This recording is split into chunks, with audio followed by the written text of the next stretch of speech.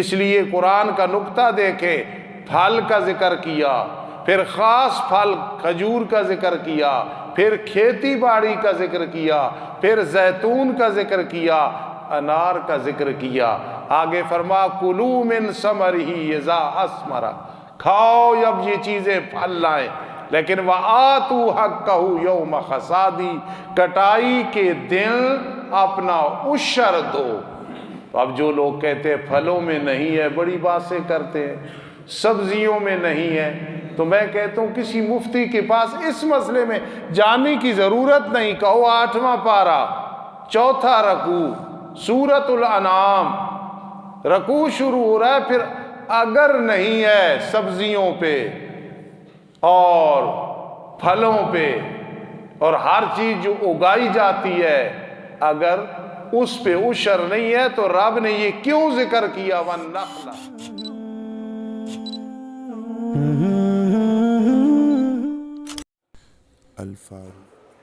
الحمدللہ الحمدللہ وکفا والصلاة والسلام علی من لا نبی بعدہ وعلی آلہ واصحابہ وازواجہ وأهل بيته وأحبائه، أما بعد فأعوذ بالله من الشيطان الرجيم، بسم الله الرحمن الرحيم، وهو الذي أنشأ جنات معروشات وغير معروشات والنخل والزرع مختلفا أكله والزيتون والرمان متشابها وغير متشابه، كلوا من ثمره إذا أثمر وآتوا حقه يوم حصاده ولا تسرفوا إنه لا يحب المسرفين۔ قال النبي صلى الله تعالى عليه وسلم الزکاة کنطرۃ الاسلام، او کما قال النبی صلی اللہ تعالی علیہ وسلم سبحان ربک رب العزت عما یصفون وسلام علی المرسلین والحمد للہ رب العالمین۔ اللہم صلی علی سیدنا محمد وعلی آل سیدنا محمد، افضل صلواتک بعدد معلوماتک وبارک وسلم۔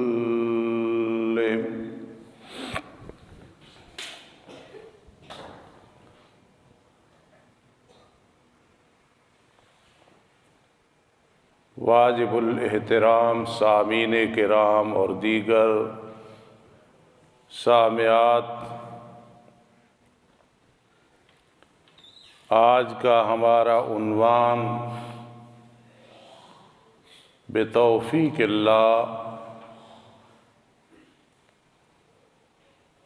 جو کہ 8 رمضان المبارک کو بیان ہو رہا ہے اور ہوگا انشاءاللہ، وہ ہے عشر کی فضیلت، عشر کے مسائل اور ادا کرنے پہ وعدے، نہ ادا کرنے پہ وعیدیں، زکوٰۃ اور عشر دونوں کا حکم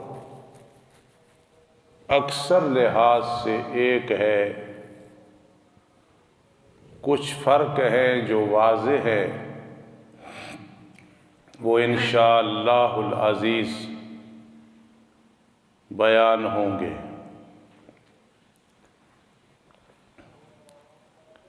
ہر چیز رب کائنات کے ملک میں ہے، حقیقی مالک وہ ہے، بطور امتحان اس نے ہمیں امانتاً دنیا کی چیزیں عطا کی ہیں۔ ہماری اصل جو ملکیت ہے وہ ہمیں ملے گی انشاءاللہ العزیز قیامت کے دن، اور انسان اس وقت حقیقی مالک ہوگا، دوبارہ اس سے واپس نہیں لی جائے گی اور نہ اس کی وراثت بنا کے کسی کو دی جائے گی۔ دنیا میں موت آ گئی، ملکیت ختم ہو گئی، خدا نخواستہ کوئی مرتد ہو گیا، دین مذہب کو چھوڑ دیا، پھر بھی اس کی ملکیت ختم ہو گئی۔ خدا نخواستہ ایسا مقروض ہو گیا اور کوئی چیز نہیں تو وقت کا قاضی اس کے حق میں فیصلہ دے سکتا ہے کہ اس کا سب کچھ اس کے قرض میں فروخت کر دیا جائے، لیکن قیامت کے دن جو کچھ ملے گا ہمیشہ کے لیے ہوگا، اس میں شرکت بھی نہیں ہوگی، واپسی بھی نہیں ہوگی، کمی بھی نہیں ہوگی، اور موت کا عارضہ بھی نہیں ہوگا۔ سمجھدار انسان اس کی نظر آخرت پہ ہوتی ہے، دنیا پہ نہیں ہوتی۔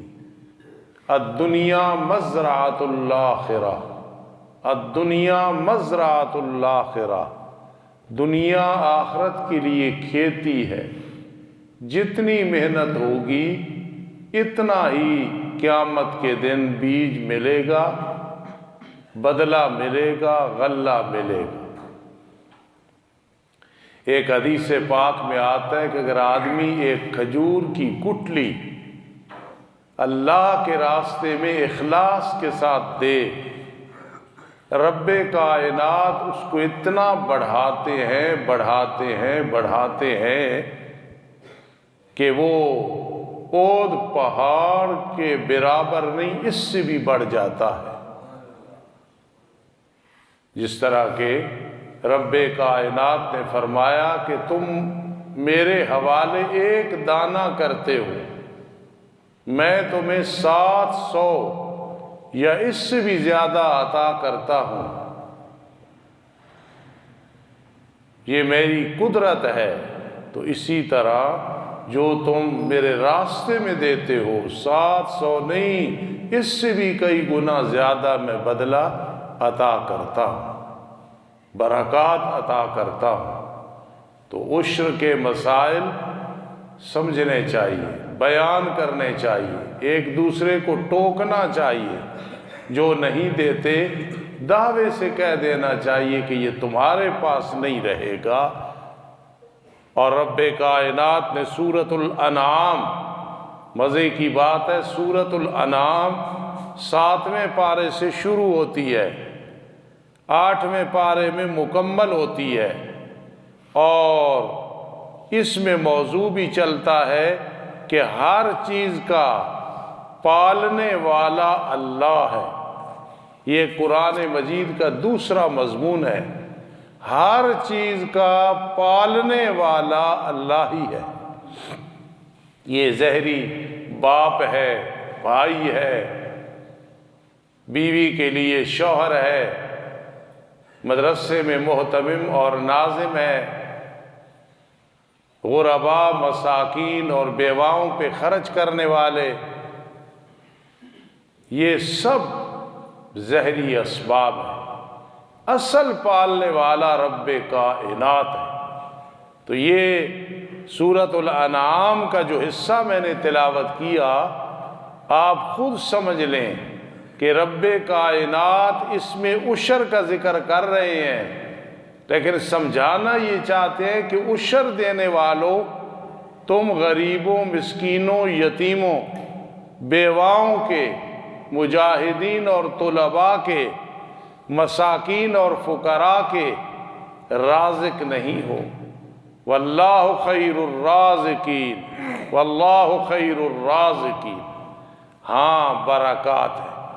میرے پیر و مرشد سید ضیاء اللہ شاہ بخاری مدظ اللہ علی فرماتے ہیں، میری بہن نہ ہو تو میرے لیے دعائیں کون کرے؟ اللہ والے ایک ایک لفظ میں بہت کچھ سمجھا جاتے ہیں۔ میری بہن نہ ہو تو میرے لیے دعائیں کون کرے؟ مقصد ہے کہ ماں کے بعد، باپ کے بعد، بیوی سے پہلے اور رشتوں سے پہلے بہن کا مقام ہے۔ جس محبت سے وہ دعا کرتی ہے اس طرح اور کوئی دعا نہیں کرتی۔ اور پھر ضیاء اللہ شاہ صاحب بخاری فرماتے ہیں، بہن تو رزق کا دروازہ ہے، تجربے کی ضرورت نہیں، آپ صرف دیکھیں۔ جو آدمی بھی اپنے بہنوں کے ساتھ رویہ صحیح ہے، اللہ پاک رزق کے معاملے میں اسے پریشان نہیں فرماتے۔ تو شاہ جی کا یہ لفظ کہ بہن تو رزق کا دروازہ ہے، رزق کا دروازہ ہے۔ شاہ صاحب کی ایک بہن فوت ہوئی، ہم جنازے پہ گئے، شاید چند بزرگ بیٹھے یہ بھی گئے، تو شاہ صاحب رو کے فرمانے لگے، مجھے سارے شاہ شاہ کہتے ہیں، پیر کہتے ہیں، مرشد کہتے ہیں۔ یہ میری بڑی بہن تھی، کبھی ڈانٹ بھی دیتی تھی اور کبھی گرفت بھی کرتی تھی، غصے بھی ہوتی تھی۔ آج ضیاء اللہ شاہ اس چیز سے محروم ہو گیا، کون ڈانٹے گا، کون نام لے کے پکارے گا؟ اس لیے بہن جو ہے یہ رزق کا دروازہ ہے، برکت ہے۔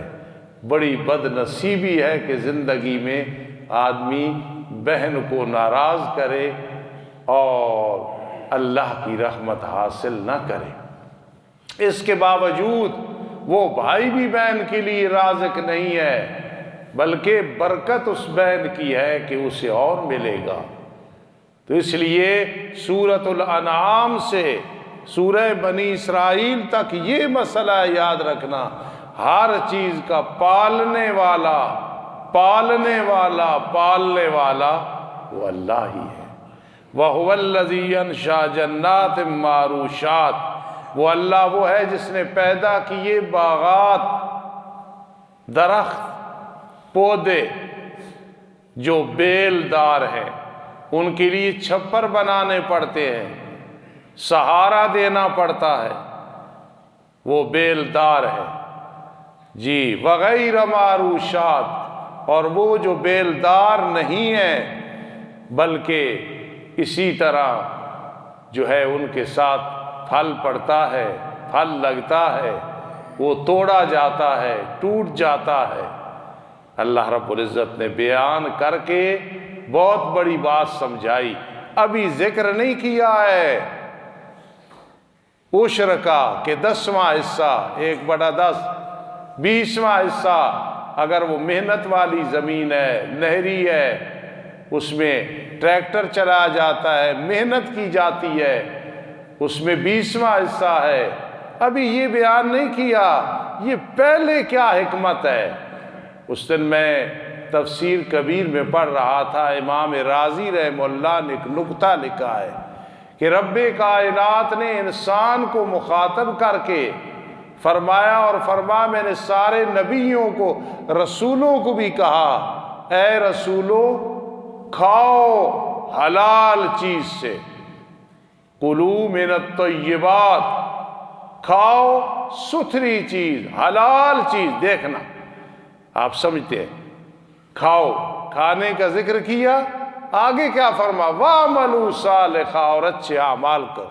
میرے خیال ہے اکثر ساتھی سمجھ گئے ہوں گے کہ ہمارا خادم ہمیں کیا کہنا چاہتا ہے۔ میں سمجھانا چاہتا ہوں، کھاؤ ستھری چیزیں، جب کھاؤ گے وَعْمَلُوا صَالِحًا، اب اعمال کرنا، کیونکہ حرام رزق سے تمہارے اعمال قبول نہیں ہوں گے، تمہاری عبادت جو میری کرنی ہے تم سے نہیں ہو سکے گی، اس میں سستی ہوگی۔ اب ایک عام بات کھلے طور پہ کرتے ہیں کہ معلوم ہوا رزق حلال ہو تو وہ ٹکنے ہی نہیں دیتا بغیر عبادت کے۔ جی چاہتا ہے کہ عبادت کرو، جی چاہتا ہے اللہ کو راضی کرو، جی چاہتا ہے علیحدہ بیٹھ کے اللہ سے رزق مانگوں، آخرت مانگوں، خیریت مانگوں، اور جنہیں کھلاؤں وہ غربا ہے یا مساکین ہے، ان پہ احسان نہ جتلاؤں بلکہ کہوں انما نطعمکم لوجہ اللہ لا نرید منکم جزاء ولا شکورا، ہم تمہیں کھلاتے ہیں اللہ کی رضا کے لیے، تم سے کوئی بدلہ نہیں چاہتے، تم سے کوئی شکریہ نہیں چاہتے۔ میرے شیخ قاضی شمس الدین علیہ رحمت فرماتے ہیں زکوٰۃ علانیہ دو تاکہ دوسروں کو بھی پتہ چلے زکوٰۃ ہے، عشر بھی علانیہ دو، بتاؤ میں نے اتنا عشر نکالا ہے، نیت یہ ہو کہ ترغیب دلانی ہے، ناراض نہ ہونا، مدرسہ ہے، کام ہو رہا ہے، دور دور سے طلباء آ رہے ہیں، کہاں کہاں جا کے کام کر رہے ہیں، آپ لوگ تعاون کرتے ہیں لیکن علاقے کو جس طرح کرنا چاہیے، علاقہ چھوڑ کے اپنے ساتھیوں کو کرنا چاہیے، اس طرح نہیں کرتے۔ اگر ایسے ہو تو پھر ہمیں دکانوں پہ جو ہے گلے رکھنے کی ضرورت نہیں، پھر زیادہ محنت کی ضرورت نہیں، اس لیے ایک اللہ کی رحمت سمجھ کے مدارس کے ساتھ محبت، مدارس کی خدمت اپنے لیے ذریعہ نجات ہے۔ تو فرمایا یاد رکھنا جس وقت کوئی آدمی عبادت نہیں کر رہا تو اس کی وجہ ہے کوئی رزق میں کمی بیشی ہے، کھائے حلال، امام راضی لکھتے ہیں کھائے حلال لا یعص اللہ، وہ اللہ کی نافرمانی نہیں کر سکتا، لا یعصی، اللہ کی نافرمانی نہیں کرتا، اس لیے کہ وہ حلال رزق میں اتنی طاقت ہے، اتنی اس کے اندر پاور ہے کہ انسان خود جی چاہتا ہے اللہ کو یاد کروں، ذکر کروں، اس لیے رب کائنات نے فرمایا کھاؤ وَاعْمَلُوا صَالِحًا، نیک اعمال کرو۔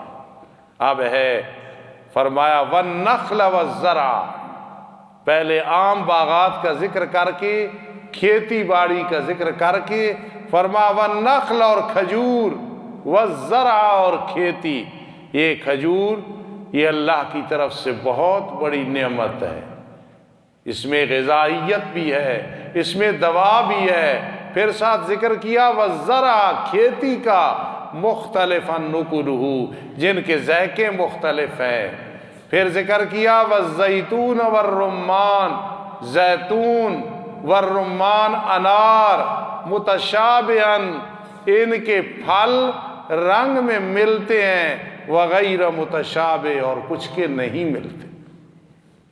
اب بھی میں ایک نکتہ بیان کرنے لگا ہوں، ایک آدمی چاہے نا کہ میں اللہ کے ساتھ بات کروں تو نماز پڑھے، یہ اللہ سے گفتگو کر رہا ہے، اور ایک آدمی چاہے یار اللہ میرے ساتھ گفتگو کرے تو وہ قرآن کی تلاوت شروع کر دے، رب کائنات اس کے ساتھ گفتگو کرتے ہیں۔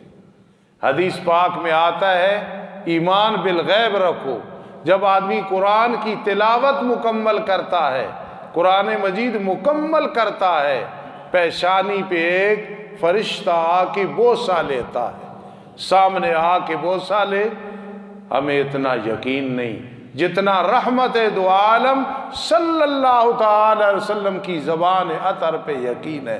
اللہ کتنا راضی ہوتا ہے۔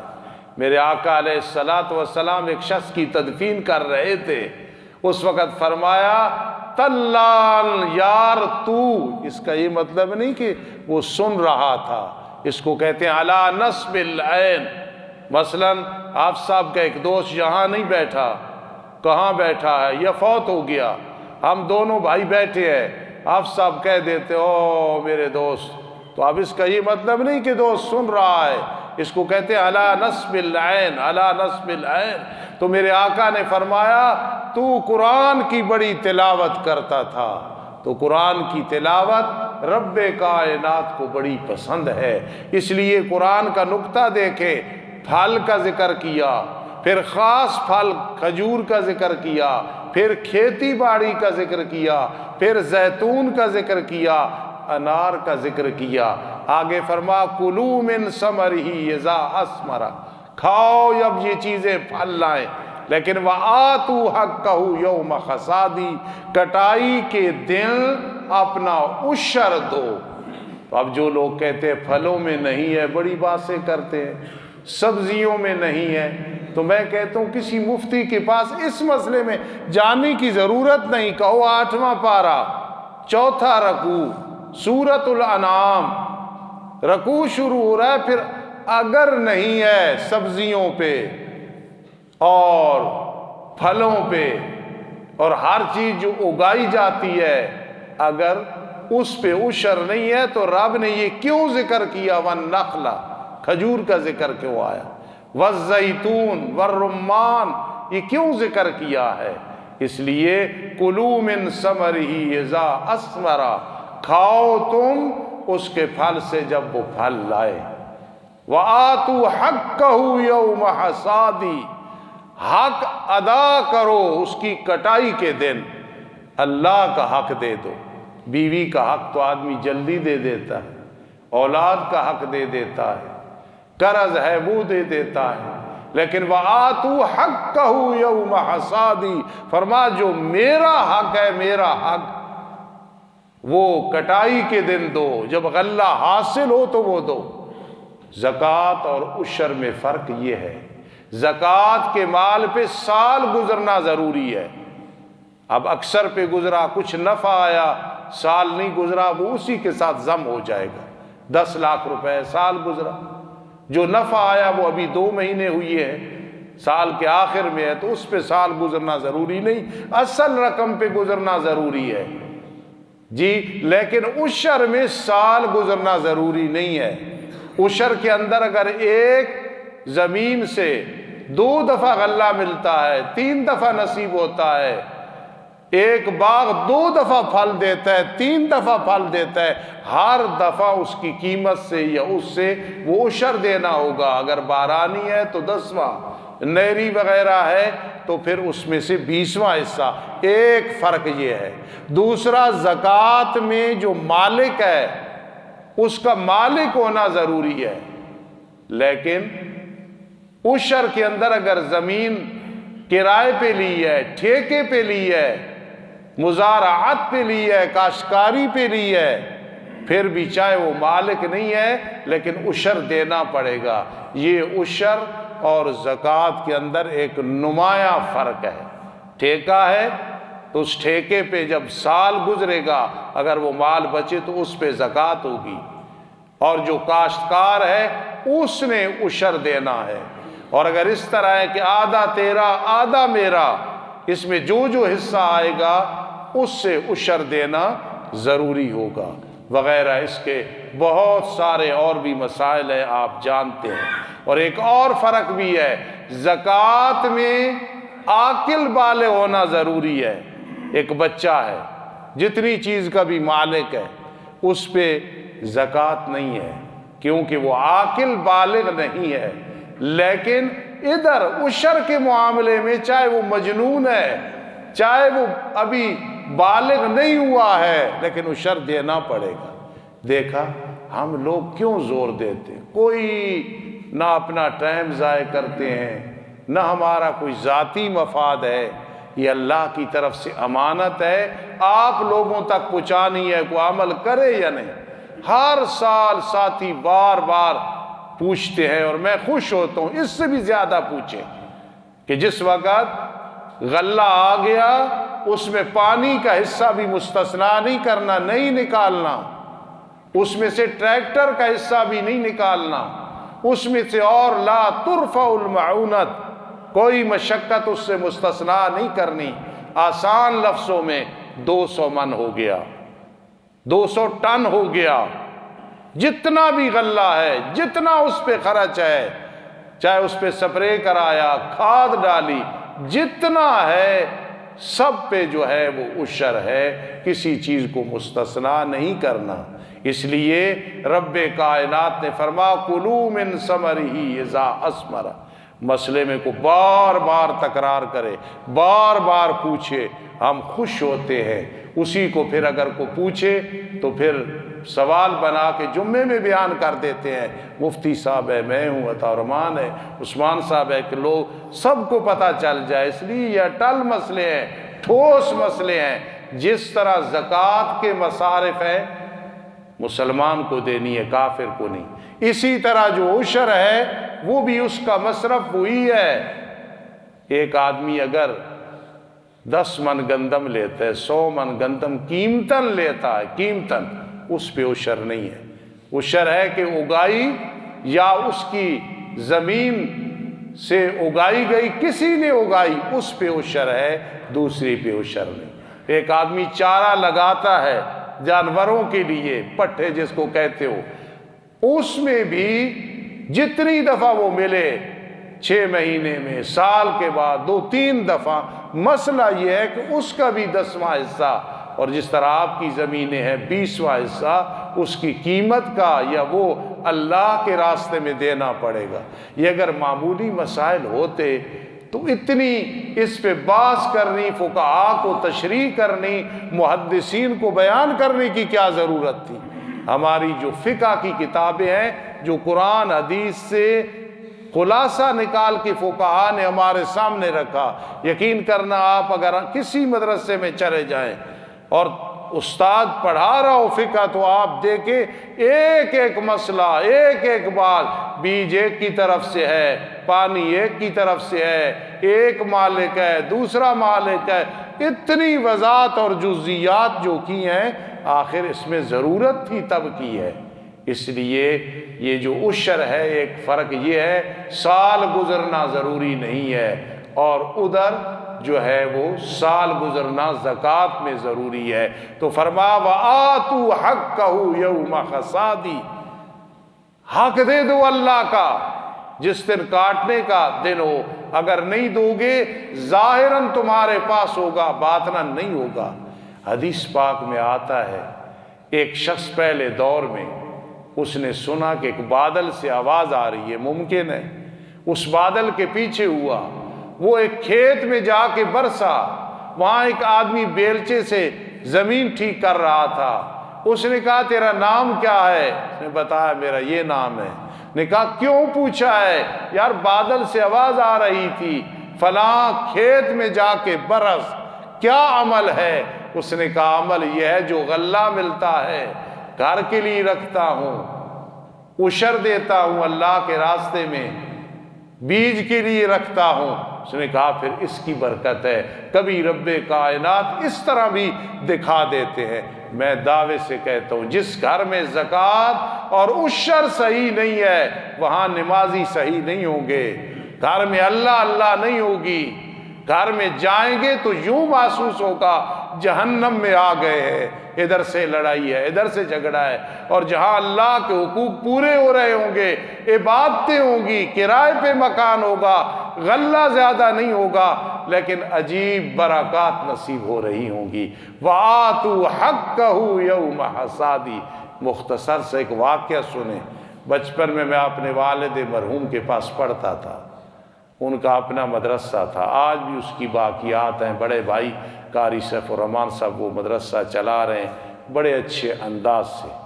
تو والد صاحب کے پاس کافی طالب علم ہوتے تھے، تو ایک ہمارے علاقے کا ملک، ادھر چودھری ادھر ملک ہوتے ہیں، بڑی خوبصورت داڑھی، اس طرح لگتا تھا جیسے قاضی عصمت اللہ صاحب رحمہ اللہ تھے، بڑا خوبصورت، اور اس کا نام تھا غالباً صدر دین یا بدر دین۔ کھوتی کے اوپر وہ بوری رکھ کے، بوریاں رکھ کے تو مدرسے میں عشر لے کے آتا تھا، اور بڑا، اس وقت بھی اس کے 2 بیٹے ہیں جو کہ ڈرلر رہے تیل کمپنی میں، بڑے امیر ہیں اور بہت مخلص، اور ایک تو تبلیغی جماعت کا ہے۔ وہ ایک بات کرتا تھا بابا، اللہ اسے غریق رحمت کرے، پھر زمانہ طالب علمی میں ان کی مسجد میں 4 سال خطیب بھی رہا، پڑھتا تھا تو وہاں میں خطابت کرتا تھا۔